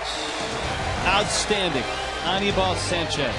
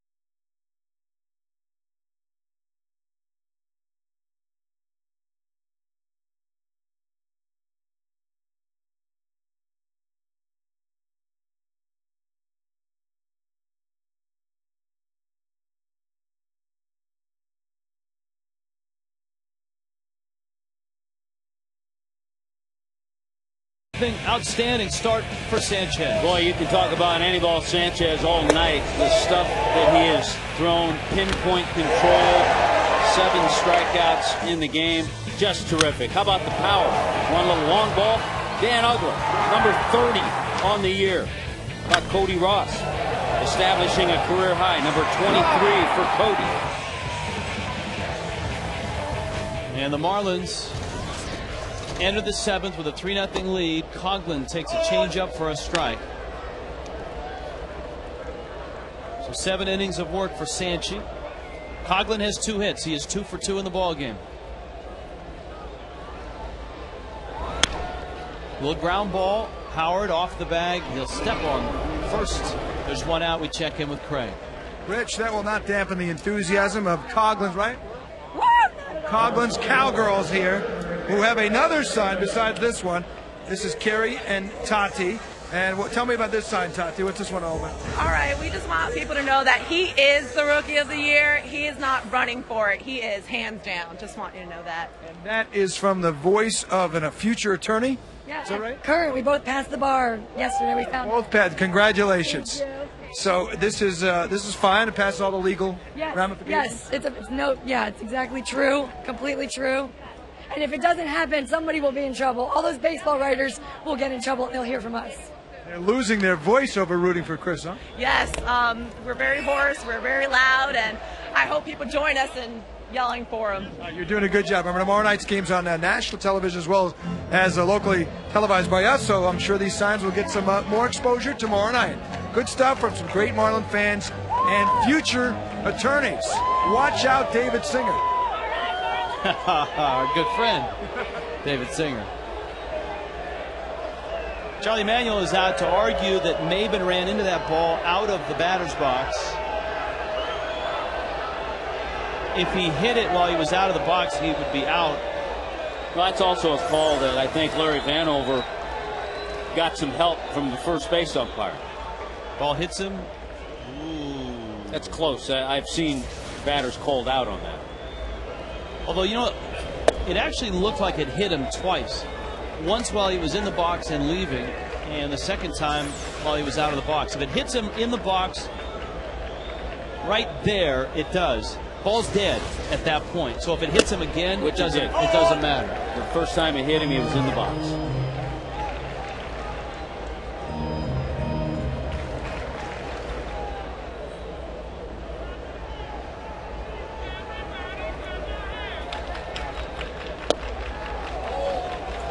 Moyer misses inside. Jamie Moyer now has thrown 97 pitches in this ball game. And at this point, this is a quality start for Charlie Manuel. His ball club hasn't scored him any runs because Anibal Sanchez has thrown a 2-hit shutout thus far through 7.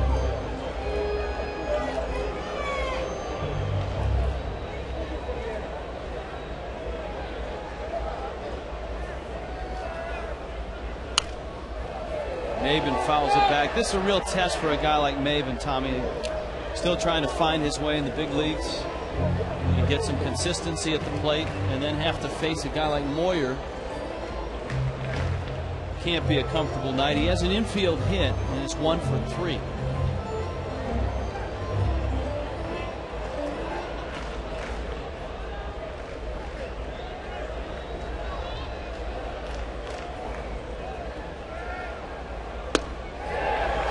Swing and a miss.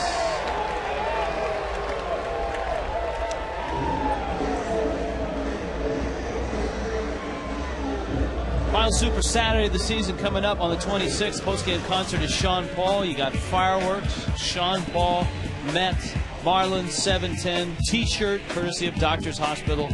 Mohawks are optional. 1877 Marlins. There's our gentleman in the teal suit. St. Louis that we saw in St. Louis. So now I'm being told by our esteemed producer, World Traveler, that it's the autumnal equinox and not the vernal equinox. That vernal comes in the spring, autumnal in September. So that may have been a class that he skipped at Florida. At Florida, among others.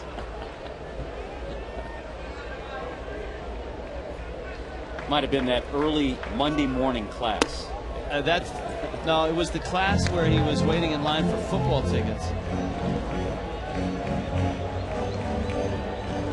That's a class in itself. Yeah, you get 3 credits for that, depending on your seat location.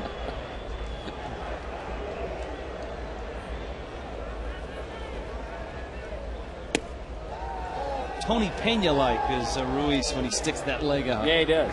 It's what he reminds me of. One of the first that I saw do that, Benito Santiago used to do it.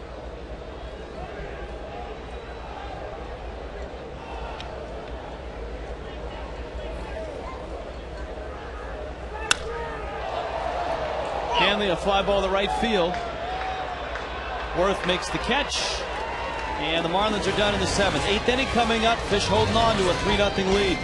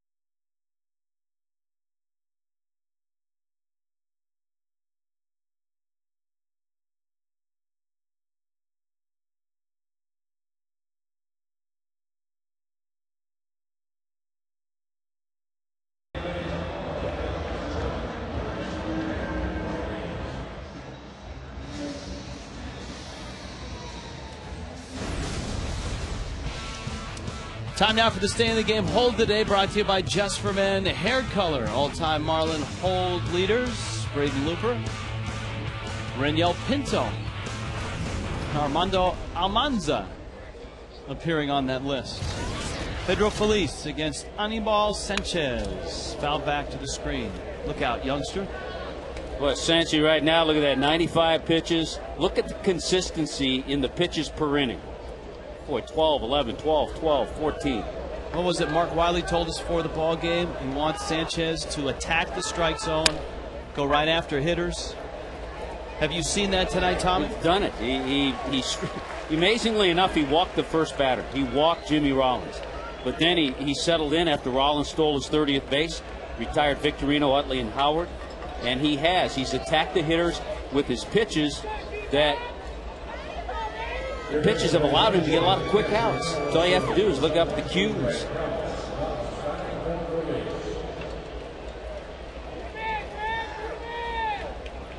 Greg Dobbs, not related to Lou, steps in.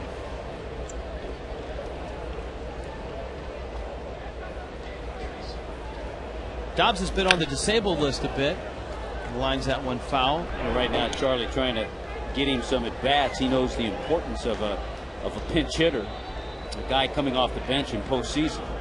Andy Tracy is on deck. So guys like Dobbs and Matt Stairs can play a key role. Dobbs had a great year as a pinch hitter last year. Not so much this year. Just 170 this year. Last year, he set a Phillies single-season pinch hit record with 22. Wow. He had 16 pinch hit RBIs. Sanchez fastball runs away, and it's 1-2. Pinto is up.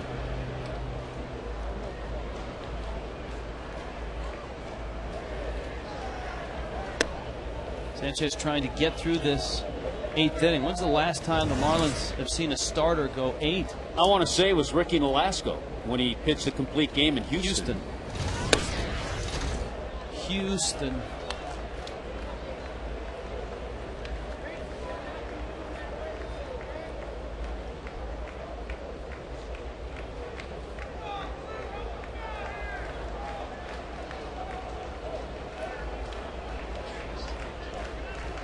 Three-two. Lost him. So Sanchez walks Dobbs. Pitchers due up. Let's see who the Phillies pluck from their arsenal of pinch hitters. It might be slow pitch softball champ Matt Stairs. Yeah, I think had Dobbs not reached, we would have seen Andy Tracy. But with Dobbs drawing the walk, it's going to be Matt Stairs. It'll be interesting to see here now as Stairs comes up. You got Pinto in the bullpen, but even if Stairs runs into one and drives it out of here, the Marlins still have the lead. So I like the fact that Freddie is sticking with Sanchez.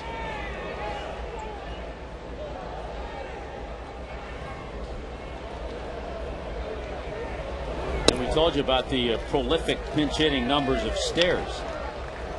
13 pinch hits, but 5 of those have been home runs.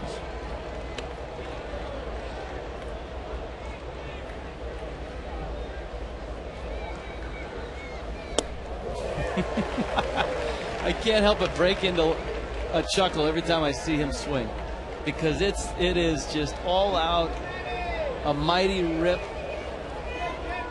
and from his heels. A lot of fans forget, here's a guy who has put together a nice resume. I mean, he had some years in the American League as a DH with Oakland. He had 38 home runs, had 102 RBIs.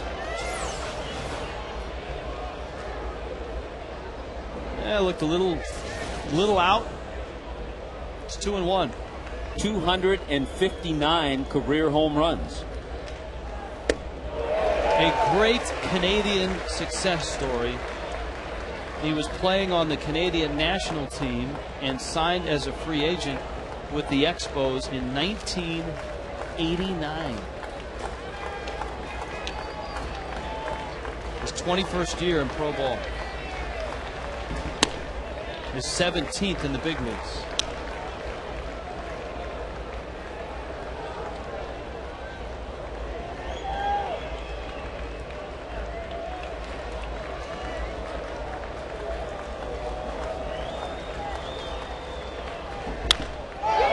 Stairs to right and deep.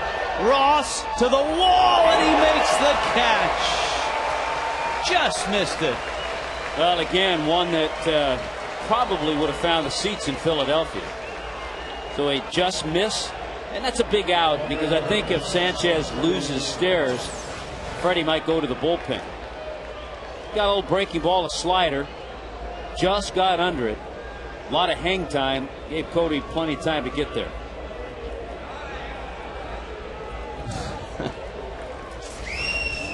Here is Rollins. Over to his Rollins, up the middle. Uggla to his right, has it, flipped to Hanley in time, and Sanchez gets through 8 and has shut down the Phillies.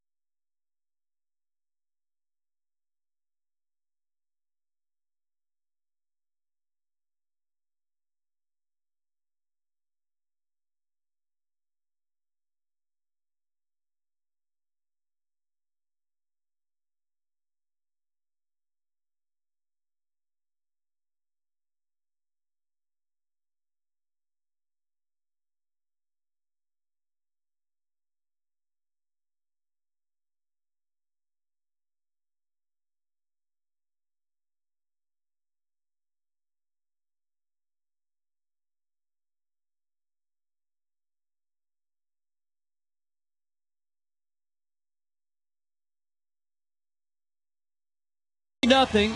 Marlins On top of the Phillies, Anibal Sanchez, our Jaguar performer of the game. Sanchez, outstanding. Mixing speeds, all over the plate, inside, outside.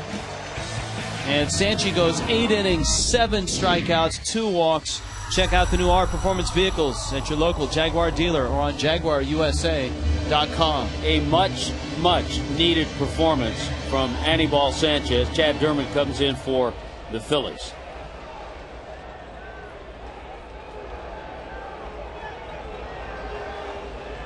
Chad Durbin out of the bullpen for the Phillies.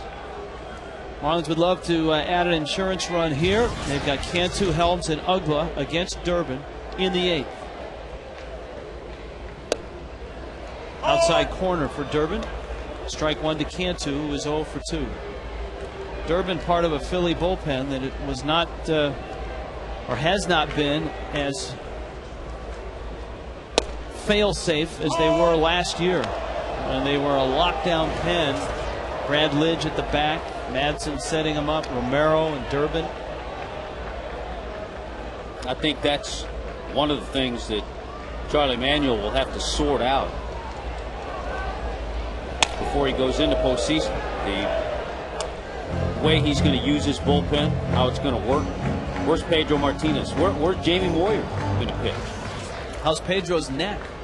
Apparently he's headed to a chiropractor.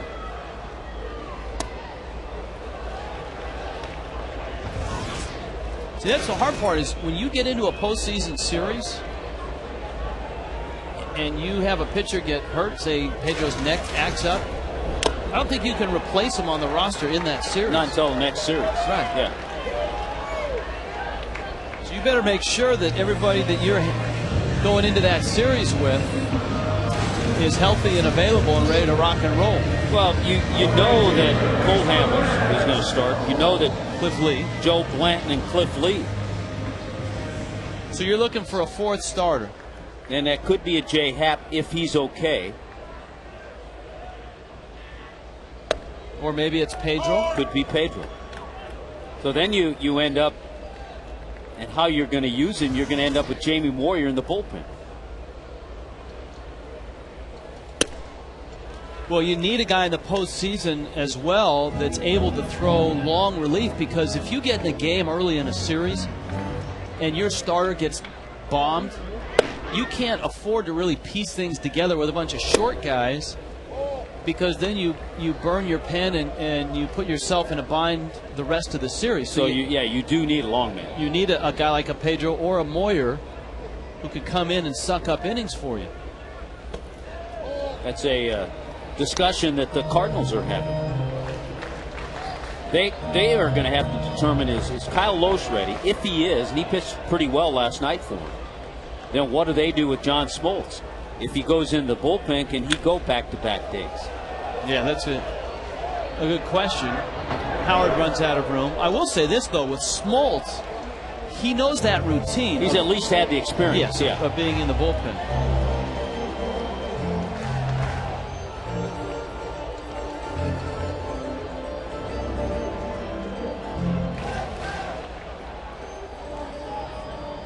Ray from Kendall wants to know whatever happened to the bet between the ball boy and Jim Presley.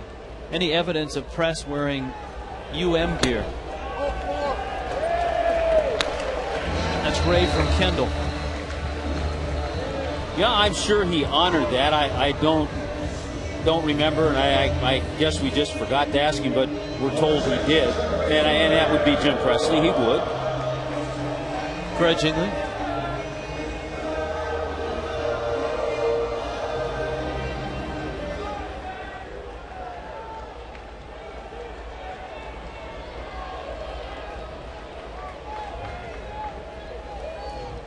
Ugly now. Dan takes a strike down the middle. Kathy in Coral Springs. Avid Marlin fan, first time participating in email Tuesday. What does the HK stand for in the front of the Philly uniforms? That is for the late, great Harry Callis, longtime Philly announcer who passed away tragically at the start of the season. Hall of Fame announcer. And we check in with Craig Minervini. Craig? Thank you, Rich. Thanks to all the fans who posted their names on the Name That Marlin giveaway. The answer to our trivia question tonight, Cameron Maben. Maben in a double of Julian Taveras to lead off the fourth on opening day. After he was sacrificed over, Emilio Bonifacio hit that inside the Parker to push the Marlin lead to 8-2. We'll have a Name That Marlin giveaway again tomorrow. And join us on Facebook at facebook.com/Fox Sports Florida Sun Sports. Tune in tomorrow's series finale beginning at 6:30 on Sun. And we'll have a question again tomorrow night. Blasting's Millage making a cameo appearance there. Paulino. Durbin misses down low. The Phillies, by the way, will have Victorino, Utley, and Howard due up in the ninth. So with Nunez getting ready, even though it's a 3-run lead, Phillies have the heart of their order. Helms around second on Paulino's third hit of the night. Paulino getting the start because of his numbers against Moyer. Has 3 hits. The status of John Baker, well, we won't know till tomorrow if he's able to go. Well, I think we'll see Ronnie Paulino anyway with Cole Hamels on the mound. So that'll work out okay. Get the day off on Thursday. We'll find out how that bruised hand is for Bake. But you'd like to know going into that game if Bake is available to pinch hit. Because when he's not catching, he's a valuable left-handed pinch hitter off the bench. And you can see that hand is wrapped.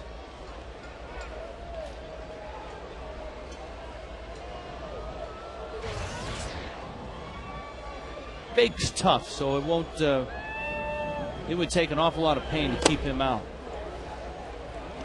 Well, we saw him get a bat in the side of his head.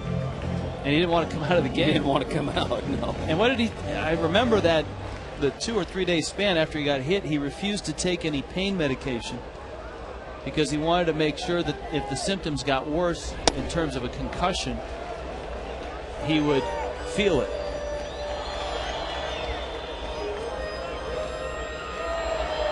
So he takes 7 stitches in the side of his head and said, no pain medication. Just stitch it up.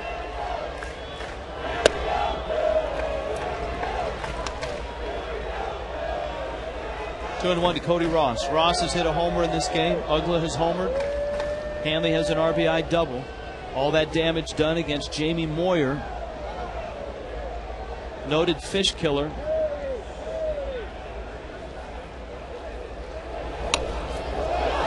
Tops out of the glove.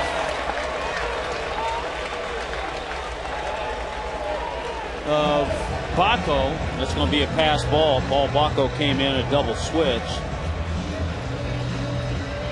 If the Marlins can hang on to this lead and win this game, they'll do a couple of things. Number one, most importantly, they'll keep themselves alive in the postseason. To get a split, it's difficult in baseball to sweep a doubleheader, especially a division leader, a world champion team. So if Freddie and the Fish get out of here with a split, that's why doubleheaders are tough, because it is very hard to win both games. Ross fouls it back. And earlier, I was looking up at the scoreboard. The Rockies had a 5-2 lead in their game against San Diego, but all of a sudden San Diego has put 6 up there, so they lead 6-5. So the best case scenario for the Fish, win this game, have the Padres win in Colorado, and pick up a half game in the wild card, and move on to tomorrow. Breaking ball, Ross knew it was strike 3. He was already taken off the shin guard. Leo Nunez comes in, tries to shut the door in the ninth.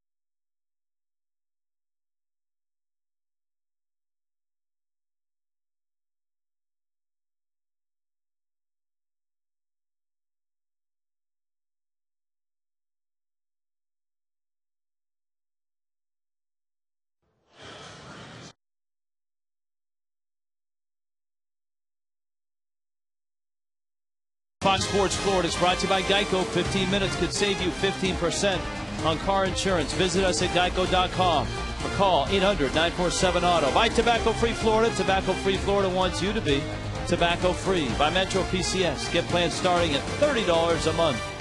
And by Dolphin Carpet and Tile. Guaranteed lowest prices on quality flooring.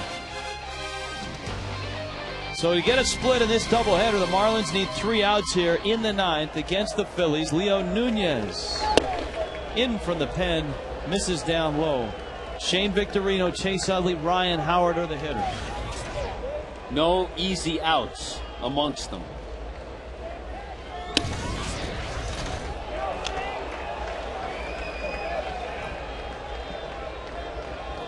Third time, by the way, in Sanchez's career.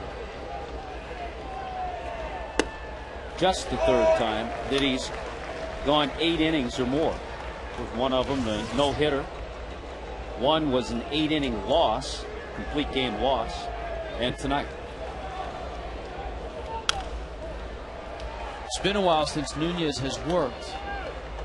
It was Friday night in Cincinnati. Remember, he gave up the home run to Juan Francisco and then proceeded to finish the game and get the save. And the Marlins won the ball game 4-3. That was a long home run, too. That was. 2-2. Chopper, going to be a tough play. Hanley got to hurry. And he gets him. Nicely done. The key there is getting the jump and getting that ball before it bounces again. So you get the jump, get that high hop. If it bounces again, if you lay back on that, Victorino has an infield hit. It almost feels like Hanley is taking more pride in his defense.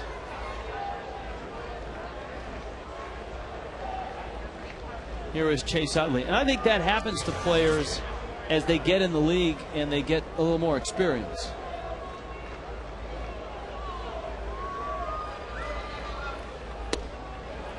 Our Mercedes E-Class attention assist of the game. Just so happens to be Hanley getting the jump.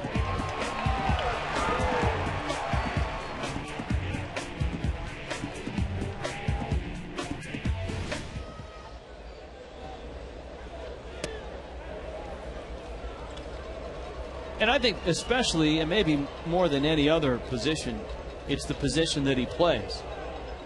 There is such a big learning curve to playing shortstop in the big leagues. The longer he's in the league, the more he knows the hitters. But I agree. I really do think he's taken more pride in his defense this year.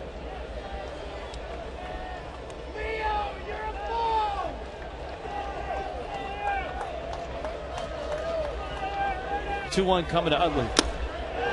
Nunez for the fastball, and it's 2-2.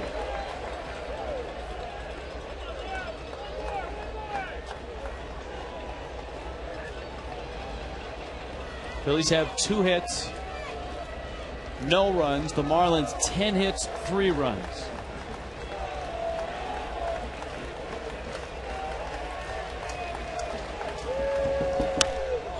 Utley out in front, pops it up. Uggla waits, makes the catch. 2 down. Marlins Live is coming up, our doubleheader edition. We'll give you highlights and review the entire night's proceedings from the Phillies' first game thumping 9-3 to the Marlins here in game 2 trying to finish off the Phillies and get a split and head to tomorrow 10 over at 81 and 71.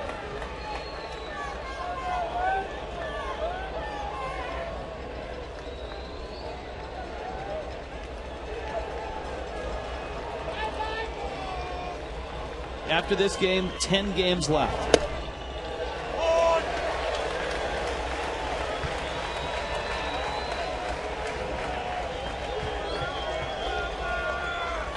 No easy task tomorrow. Cole Hamels, Rick Vandenherk for the Fish. You know, we talk about Hamels pitching better. Overall, he's 10-9. But in September, he's 3-1 with a 1.82 ERA in 4 starts. Nice crowd of over 20,000 here.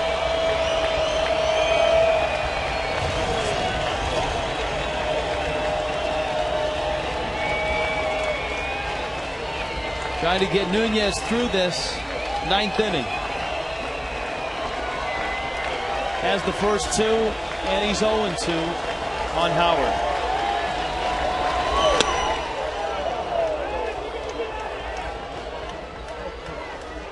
Eight brilliant innings by Anibal Sanchez. Gave up a couple of hits to Chase Utley, and that's it. 2 walks, 7 strikeouts. 1-2 is in the air. Hit well. Left center field. Back goes Maben in the triangle. Makes the catch. Ball game. Marlins win it. They shut out the Phillies. Get the